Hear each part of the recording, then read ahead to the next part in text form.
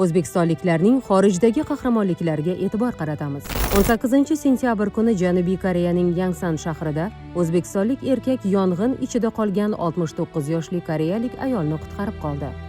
O'zbekistonlik qutqaruvchilar zilziladan 102 soat, ya'ni 4-5 kun o'tib, Xatayning Antaka tumanidagi Jumhuriyat mahallasi Asli Ayan ko'chasida joylashgan 4 qavatli Bayasli turar joy binosi vayronalari ostidan 32 yoshli Naim Bayaslini chiqarib olishdi.